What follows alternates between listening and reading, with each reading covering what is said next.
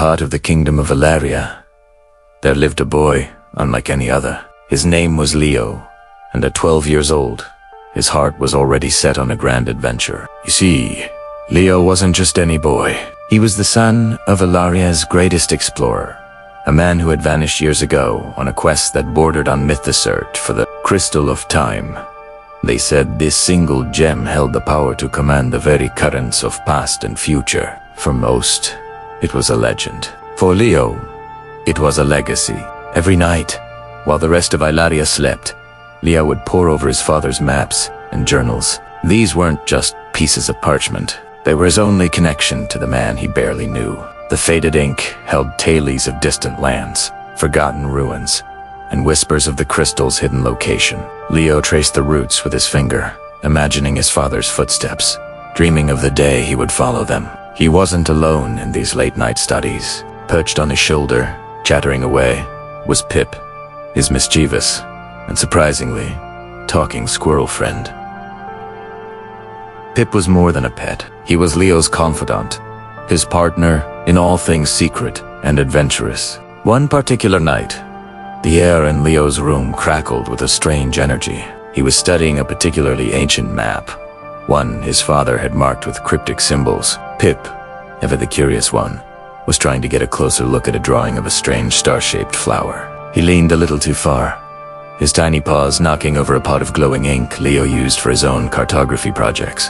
The ink, shimmering like liquid moonlight, spilled across the map in a vibrant, golden puddle. "Pip, no," Leo cried. But it was too late. He lunged to clean it up, but then he stopped, his breath catching in his throat. The ink wasn't just staining the parchment, it was being absorbed by it.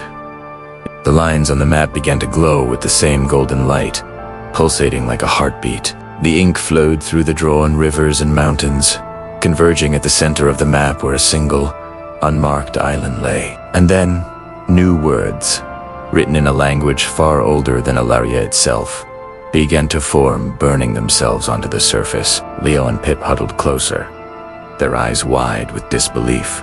The message was short, but it sent a shiver down Leo's spine. "The crystal awakens when the sky burns gold. When the sky burns gold, ... Double quotes, Leo whispered, his mind racing. What could it mean? A sunset? A sunrise? A rare celestial event? He and Pip barely slept a wink that night, their minds buzzing with possibilities. Was this the clue his father had been searching for?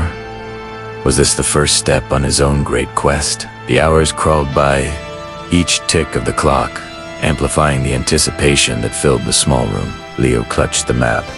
Its glow now a soft, steady pulse, and waited. He didn't know what he was waiting for, but he felt it in his bones. Everything was about to change. As the first hint of dawn crept over the horizon, Leo and Pip were at the window, watching the sky. The usual soft pinks and purples of a new day were nowhere to be seen. Instead, the entire eastern sky erupted into an impossible, brilliant shade of pure gold. It wasn't just a sunrise, it was a firestorm of light, bathing the entire kingdom in an ethereal glow. It was exactly as the map had foretold. The sky was burning gold. At that very moment, the map in Leo's hand flared with a blinding intensity. He dropped it in surprise, and it hovered in the air before them. The glowing lines on the parchment began to spin, faster and faster, creating a vortex of light right in the middle of his room. The air hummed with power, and the furniture rattled as the vortex expanded, its center swirling with images of a place Leota had never seen, a world of lush greens and impossible colors. It was a portal. Before Leo or Pip could even react, a powerful force pulled at them. Leo grabbed for his desk, but the pull was too strong. With a yelp of surprise from Pip and a cry from Leo, they were sucked off their feet and into the swirling golden light. The journey was a dizzying blur of color and sound. One moment they were in Leo's cozy bedroom. The next, they were tumbling through a kaleidoscope of light and energy. Then, just as suddenly as it began, it ended. They landed with a soft thud on a bed of impossibly soft, moss-like grass. Leo sat up, shaking his head to clear it, and stared. They weren't in Ellaria anymore. They were on an island, but it wasn't surrounded by water.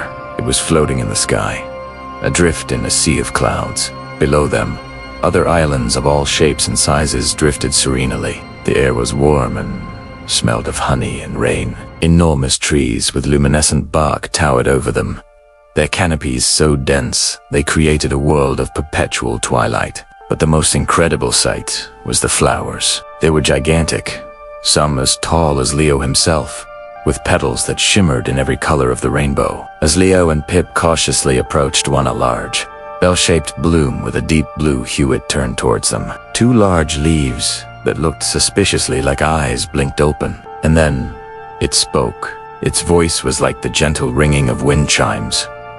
"Welcome, little travelers," it said. "We have been waiting."